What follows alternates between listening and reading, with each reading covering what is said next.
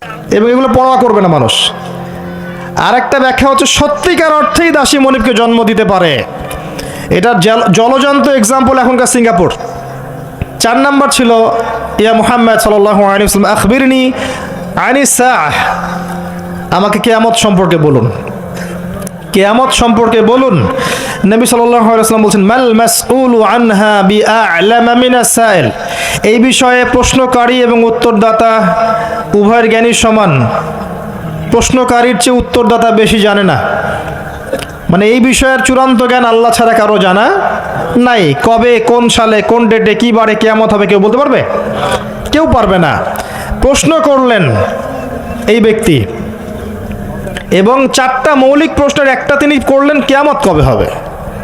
4টা মৌলিক প্রশ্নের একটা হচ্ছে কিয়ামত কবে হবে। তাহলে কিয়ামত সম্পর্কে সচেতনতা এটা আসলে নিছক কোনো জ্ঞান নয়, তাই না?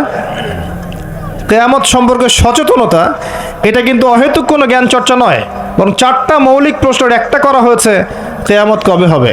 যদি আপনি সবগুলোকে ভাগ করেন 25% হচ্ছে এই প্রশ্নটা। কথা বুঝতে পারছেন? এটা 25%।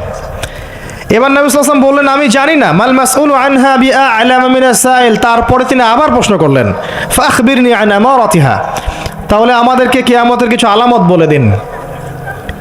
আবার প্রশ্ন করার কি দরকার ছিল যখন নবীজি বললেন আমি জানি না? যদি বিষয়টা গুরুত্বপূর্ণ নাই হয়ে থাকে, যদি বিষয়টা গুরুত্বপূর্ণ না হয়ে থাকে আবার কাউন্টার প্রশ্ন করার কি দরকার ছিল? তিনি আবার প্রশ্ন করলেন তাহলে আলামত বলে দিন। এবার নবীজি বলছেন 2টো আলামত। কয়টা বলছেন এই হাদিসে? 2টো। একটা হচ্ছে আনতালিদাল আমাতু রাব্বাতুহা, যখন দেখবে দাসী তার মনিবকে জন্ম দিচ্ছে। মানে একবার ব্যাখ্যা করেছি, সমাজের ন্যায় অন্যায়, হক বাতিল, সত্য মিথ্যার মানদণ্ডটা উল্টে যাবে, হালাল হারামের মানদণ্ড উল্টে যাবে। মানুষ হালালকে হারাম করবে, হারামকে হালাল করবে, ন্যায়কে অন্যায় বানাবে, অন্যায়কে ন্যায় বানাবে, সত্যকে মিথ্যা বানাবে, মিথ্যাকে সত্য বানাবে, মানদণ্ড উল্টে যাবে এবং এগুলো পরোয়া করবে না মানুষ। আর একটা ব্যাখ্যা হচ্ছে সত্যিকার অর্থেই দাসী মনিবকে জন্ম দিতে পারে। এটার জলজান্ত এক্সাম্পল এখনকার সিঙ্গাপুর। ফ্যামিনিস্ট রেভলিউশনের কারণে এবং সুদের কারণে এমন একটা অবস্থা মুখোমুখি হয়েছে বিশ্ব যে অনেক ক্ষেত্রে মেয়েরা সন্তান জন্ম দেওয়ার সময় পাচ্ছে না, ফুরসত নাই, এবং সন্তান জন্ম দেওয়াটাকে তারা এখন পিছিয়ে পড়া বলছে অনেক কান্ট্রিতেই। শেষে কি হয়, দরিদ্র কান্ট্রি থেকে মেয়েদেরকে হায়ার করা হয়, দরিদ্র কান্ট্রি থেকে মেয়েদেরকে হায়ার করা হয় এবং তাদের গর্ভটাকে ভাড়া নেওয়া হয়। এই গর্ভের মধ্যে স্পার্ম ইনজেক্ট করা হয়, জাইগোট গঠন করে, বাচ্চা কনসেপ্ট করে। কথা কি বুঝতে পারছেন? গর্ভ ভাড়া নিয়েছে, নিয়ে তার শুক্রাণু সেখানে পুশ করেছে। 9 মাস এখানে বাচ্চাটা বড় হবে। এই 9 মাস এই দরিদ্র মেয়েটাকে অনেক খাওয়ানো হবে, পরানো হবে, সুন্দর সুন্দর কাপড় দেওয়া হবে, ভালো মন্দ খাওয়ানো হবে, কারণ ওই সন্তানটার ভালোর জন্যে। এবার যখন বাচ্চাটা প্রসব হয়ে যাবে, বাচ্চাটা সে রিলিজ, সে খালাস, ও ডলার নিয়ে চলে যাবে। সন্তান জন্ম দেওয়ার বিনিময়ে $10,000, $20,000, $50,000, এই যে গর্ভ ভাড়া নেওয়া হয়েছে। এই যে বাচ্চাটা হলো, এই বাচ্চাটা কার? মালিকের। দাসী তার মনিবকে জন্ম দিল, হাদিস বাস্তব। এই ব্যাখ্যাটা আজকে থেকে 1400 বছর আগে করা সম্ভব ছিল না। কথা বুঝতে পারছেন না? এই ব্যাখ্যাটা এখনকার বিশ্বে আপনি করতে পারবেন। এই জন্য কোরআন সুন্নাহকে নিয়ে খালি লিটারালি পড়লে হবে না, যুগের সাথে মেলাতে তো হবে। যুগের সাথে যদি আমি না মেলাই তাহলে কোরআন সুন্নাহকে দিয়ে যুগ জিজ্ঞাসার জবাব বের করতে পারবো না। এই ব্যাখ্যাটা আপনি আজকে থেকে 100 বছর আগেও করতে পারতেন না, কিন্তু এখন পারবেন। সত্যিকার অর্থেই দাসী তার মনিবকে জন্ম দিচ্ছে এখন এই বিশ্বে। নবী যেটা বলেছিলেন আনতালিদাল আমাতু রাব্বাতুহা, যখন দাসী তার মনিবকে জন্ম দিবে। আরেকটা বলেছিলেন ওয়ান তারাল হুফাতাল উরাতাল আলাতা রিয়াশা ইয়াতাতাওয়ালুনা ফিল বুনিয়ান, যখন তুমি দেখবে সমাজের, মাইন্ড করবেন না, যখন তুমি দেখবে সমাজের সবচেয়ে দরিদ্র শ্রেণীর, রাখাল শ্রেণীর, নগ্ন পদের, খালি পায়ের, নগ্ন গায়ের, মানে গায়ে জামা নাই, পায়ে স্যান্ডেল নাই, এমন শ্রেণীর মানুষেরা উঁচু উঁচু বিল্ডিং নির্মাণের প্রতিযোগিতা করবে, ফান্তাজির সাআহ, কিয়ামতের অপেক্ষা করতে থাকো। বিগত 200 বছরে বিশ্ব দেখে নাই এত হাইলি টলেস্ট বিল্ডিং এর প্রতিযোগিতা। অমুকের 100 তলা তো অমুকের 200, অমুকের 200 তো অমুকের 300। এটা সমাজ থেকে শুরু করে রাষ্ট্র, বিশ্ব সব জায়গায় এই দৃশ্য দেখা যাচ্ছে। সমাজে দেখেন কিছু মানুষ ছিল যাদের টাকা পয়সা ছিল না, আজকে দেখবেন বিল্ডিং তুলছে 10 তলা, 20 তলা, 50 তলা। অনেক রাষ্ট্র ছিল, ওই যে বেদুইন রাষ্ট্র ছিল, মধ্যপ্রাচ্যের দিকে তাকাবেন, আগে জামা পরার টাকা ছিল না, ব্ল্যাক গোল্ড পেয়েছে, তেল উঠাইছে আর খাইছে, উঠাইছে আর খাইছে না, উঠাইছে আর আমেরিকাকে দিছে, তেল তুলছে আর আমেরিকাকে দিছে, দিয়ে ডলার নিছে, নিয়ে উঁচু উঁচু বিল্ডিং, তোমার 100 আমার 110, এবং এটা গর্বের বিষয় ওদের কাছে এখন। এই দৃশ্যের কথা নবী সাল্লাল্লাহু আলাইহি ওয়াসাল্লাম বলেছেন যে যখন তুমি দেখবে সমাজের সবচেয়ে দরিদ্র মানুষেরা উঁচু উঁচু বিল্ডিং নির্মাণের প্রতিযোগিতা করবে, একটা কমন প্রশ্ন করি এখন, যে ব্যক্তির টাকা নাই সে কেমন করে বিল্ডিং তুলবে? এই উত্তরটা দেওয়ার জন্য আপনার পিএইচডি করার কোনো দরকার নাই, উত্তর খুব সহজ। একজন ব্যক্তির টাকা নাই, সে কিভাবে 20 তলা বিল্ডিং করতে পারে? উত্তর দেন, কিভাবে বলেন? শুধু অবৈধভাবেই নয়, অবৈধভাবে তো একটা অপশন আছেই। কিভাবে? এক্স্যাক্টলি, সুদের মাধ্যমে। সুদ ছাড়া অন্য কোনো অপশন নাই। এবং আমি এখন যে ফ্ল্যাটে ভাড়া আছি, মনে করেন যেই ফ্ল্যাটে ভাড়া আছি সেই ফ্ল্যাটের ভাড়ার টাকা আমি যে দিচ্ছি, আর এই যে ফ্ল্যাট মালিকরা যে ভাড়াটিয়াদের কাছ থেকে প্রতি মাসে ভাড়া তুলে এই ভাড়ার টাকা থেকে লোন শোধ করছেন ব্যাংকের, এখন আমি সুদ খাচ্ছি না? আমি নিজেও সুদের সাথে সম্পৃক্ত হয়ে গেলাম তাহলে, কারণ আমার টাকা দিয়ে সে সুদের ঋণ পরিশোধ করছে। এটা সেই যুগ, যেই যুগে একটা মানুষও সুদ থেকে বাঁচতে পারবে না, ইল্লা মাশাআল্লাহ। বাঁচতে পারবে কারা? ওই যে ছোট্টখাটো দ্বীপে যারা বাস করে, সোসাইটির সাথে কোনো সম্পর্ক নাই, ওরা হয়তো পারতে পারে। নাগরিক জীবনে কেউ সুদ থেকে বাঁচতে পারবে না। এই যুগের কথা নবী সাল্লাল্লাহু আলাইহি ওয়াসাল্লাম হাদিসের মধ্যে বলে গেছেন, একটা যুগ আসবে যখন সমাজের প্রায় প্রতিটা মানুষ সুদ খাবে, যে খাবে না তার গায়েও এসে সুদের ধুলা লাগবে। এটা সেই যুগ। অনলি রিবার মধ্য দিয়ে এবং ব্যাংকিং এই সুদের লোনের মধ্য দিয়ে সম্ভব নগ্ন পদের মানুষের বিল্ডিং নির্মাণ করা, অন্য কোনো অপশন নাই। আর একটা অপশন হচ্ছে দুর্নীতি করা এবং মানুষের টাকা পয়সা মেরে খাওয়া, অবৈধ পথে। ন্যায় পথে কোটি কোটি টাকা জমিয়ে পরে এটা করা quite impossible, so very difficult, এটা সম্ভব না।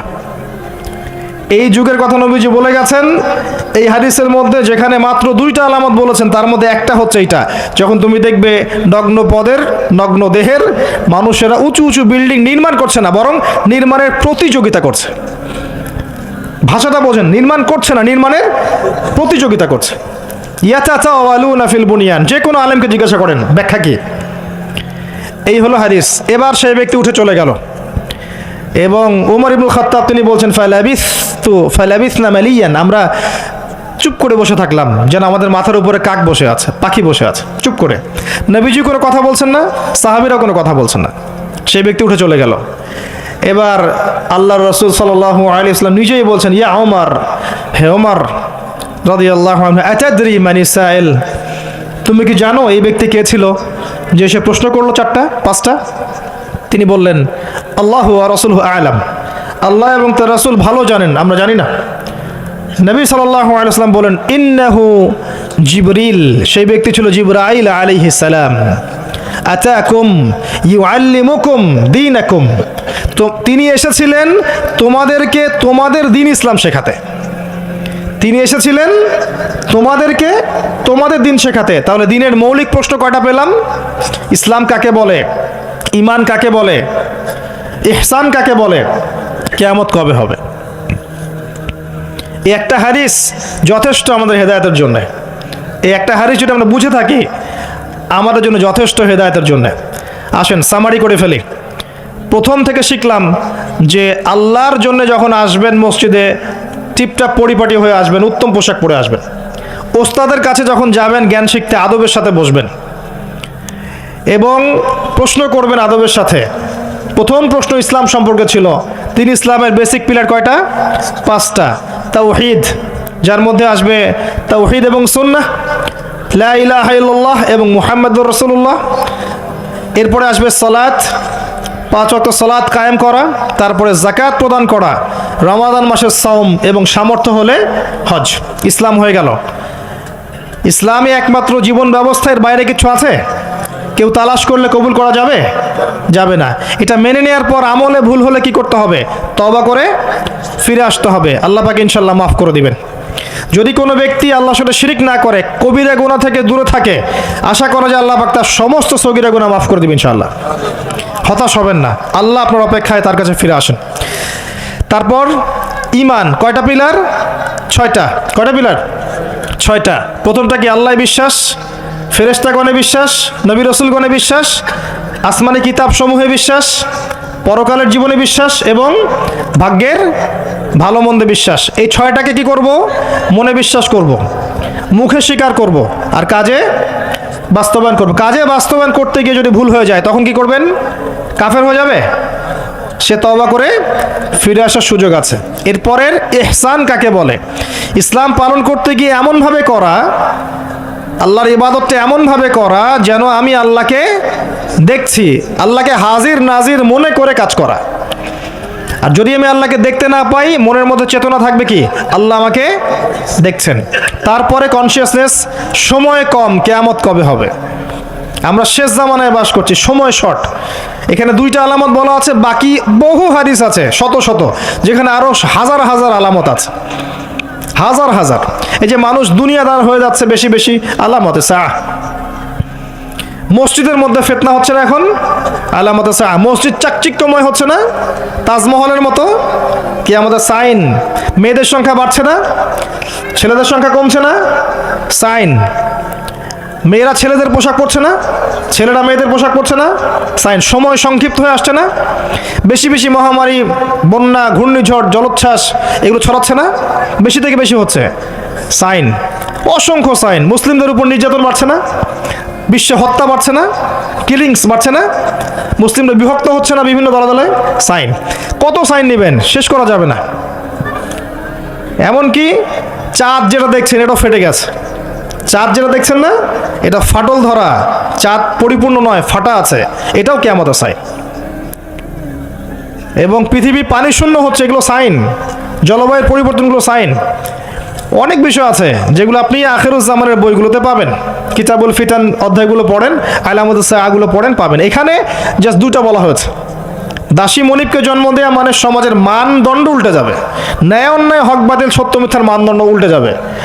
আর সমাজের সবচেয়ে নিকৃষ্ট শ্রেণীর মানুষেরা দেখবেন ওই যে টলেস্ট বিল্ডিংয়ের প্রতিযোগিতা করছে, রিবার মাধ্যমে, দুর্নীতির মাধ্যমে এবং অন্যায় অত্যাচারের মাধ্যমে জুলুমটা বাড়বে। আরেকটা হাদিসে আছে, যখন আমানতের খেয়ানত করা হবে, সাহাবীরা বললেন যখন আমানতের খেয়ানতটা বুঝলাম না কিভাবে। নবীজি বললেন যখন অযোগ্য ব্যক্তিকে, অনুপযুক্ত ব্যক্তিকে দায়িত্ব দেওয়া হবে তখন বুঝে নিবে এটা আমানতের খেয়ানত। আর এটা সব ক্ষেত্রেই, ধর্মীয় ক্ষেত্রে, সামাজিক ক্ষেত্রে, সব ক্ষেত্রে, সব ক্ষেত্রে। আল্লাহ পাক আমাদেরকে কিয়ামতের আলামতগুলো বোঝার তৌফিক দান করুন এবং সচেতন থাকার তৌফিক দান করুন, জীবনটাকে গুছিয়ে নেওয়ার তৌফিক দান করুন। এই জায়গায় গিয়ে আমাদের ব্যক্তিগতভাবেই কাজ করতে হবে। এখানে বড় করে চিন্তা করার সময় নাই, আগে নিজে বাঁচেন, নিজে জ্ঞান অর্জন করেন। আল্লাহ পাক সবাইকে তৌফিক এনায়েত করুন। আপনি হালাল খান, পারিবারিক আদর্শটাকে সাধ্যমতো ঠিক রাখার চেষ্টা করেন।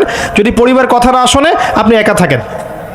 আমার এর চেয়ে ডাইরেক্ট কোনো কথা আমি বলতে পারবো না। পরিবার যদি দাওয়াত দিতে দিতে কথা না শোনে এক পর্যায়ে, আপনি একা থাকেন, তাও ভালো। সম্পর্ক রাখেন, আত্মীয়তার সম্পর্ক বজায় রাখেন, একা একা চলেন। কারণ ফিতনায় আপনি ডুবে থাকলে ওরা আপনাকে ফিতনায় টেনে নিয়ে আসবে। এত বড় বুকের কলিজা দেখাবেন না যে আমি ফিতনার মধ্যে থেকে আমার ইমানের বলে সবাইকে সংস্কার করে ফেলে দিব। এই যুগ সেই যুগ না, এটা বড় ফিতনাময় যুগ। আপনাকে বরং তারা টেনে নিয়ে চলে আসবে। অতএব ডিসকানেক্টেড হয়ে যান ফিতনা থেকে, আসহাবুল কাহফের মতো। তারপরে আপনাকে আল্লাহ পাক যতটুকু সামর্থ্য দিয়েছেন, এই সামর্থ্য দিয়ে আপনি দিনের কিছু খেদমত করার চেষ্টা করেন। মসজিদ ভিত্তিক, মাদ্রাসা ভিত্তিক, দাওয়াতি ক্ষেত্রে হোক, সামাজিকভাবে হোক, মানবতার কল্যাণে কাজ হোক, কোনো প্রজেক্ট গঠন করার মধ্য দিয়ে হোক, যেভাবে হোক দিনের যে উপকার হয় এমন কিছু করেন। এবং দিনকে নিয়ে বাড়াবাড়ি করবেন না, দিনকে নিয়ে বাড়াবাড়ি করবেন না। অমুসলিমদের উপরে দিনটাকে জোর করে চাপিয়ে দেওয়ার চেষ্টা করবেন না। ইসলামকে নিয়ে এমন কোনো কাজে লিপ্ত হবেন না যাতে ইসলামের জন্য পরিবেশটা আরও ঘোলাটে হয়ে যায়। ইসলাম উগ্রতা শেখায় নাই আমাদেরকে। ইসলাম শিখিয়েছে যদি মাজলুম হই তখন জুলুমের প্রতিবাদ করা, এর বেশি ইসলাম কিছু শেখাচ্ছে না। এখন ইসলামকে কেন্দ্র করে এমন কিছু করতে যাবেন না যাতে করে উল্টা ইসলামের ক্ষতি হয়ে যায়। এবং ইসলামের শত্রুরা চায় যে মুসলিমরা এমন কিছু করুক যাতে করে তারা আমাদেরকে দমন করে আরও সুযোগ পেয়ে যায়। অতএব ব্যক্তিগত জীবনটাকে গোছান, পরিবারটাকে গোছান, আপনার রিজিকের ব্যবস্থাটা হালাল করেন, সাধ্যমতো দিনের কল্যাণ করার চেষ্টা করেন, এবং অন্যের উপকারে কাজ করেন, কারো ক্ষতি করতে যায় না। আল্লাহ পাক আমাদের সবাইকে দিনের মৌলিক বিষয়গুলোর দিকে ফোকাস করার তৌফিক দান করুন। আমাদের মধ্যে যারা অসুস্থ আছে আল্লাহ পাক সবাইকে শেফায়ে কামেলা দান করুন। আমি দোয়া করছি যুব সমাজের জন্য, আল্লাহ পাক যুবক ভাইদেরকে হেদায়েত করুন। আগামী প্রজন্মের যে বাচ্চারা আমাদের গড়ে উঠছে এদেরকে ইসলামী শিক্ষায় শিক্ষিত করার তৌফিক আল্লাহ পাক দান করুন। আমাদের পরিবারের মধ্যে আল্লাহ পাক শান্তি দান করুন। পরিপূর্ণ ইসলাম পালন করা তৌফিক দান করুন। পরিপূর্ণ ঈমান লালন করা তৌফিক দান করুন। আল্লাহ পাক আমাদের মধ্যে যারা মারা গেছেন সবাইকে আল্লাহ পাক মাফ করে দিন, তাদের কবরের শাস্তি আল্লাহ পাক মাফ করে দিন। আমাদের সবাইকে আমাদের জানমাল, সময়, শ্রম এগুলোর বিনিময়ে এগুলোকে কাজে লাগিয়ে দ্বীন ইসলামের খেদমত করার তৌফিক আল্লাহ পাক আমাদের সবাইকে দান করুন। আমিন। আকুলু কওলি হাযা আস্তাগফিরুল্লাহ লি ওয়া লাকুম ওয়া লিসাইরিল মুসলিমিন। বারাকাল্লাহু লানা ওয়া লাকুম বিল আয়াতিল হাকীম। ইন্নাহু তাআলা জাওয়াদুন কারীম ওয়া রাউফুর রহিম। সুবহানাকাল্লাহুম্মা ওয়া বিহামদিক আশহাদু আন লা ইলাহা ইল্লা আনতা আস্তাগফিরুকা ওয়া আতুবু ইলাইক। আসসালামু আলাইকুম ওয়া রাহমাতুল্লাহি ওয়া বারাকাতুহু।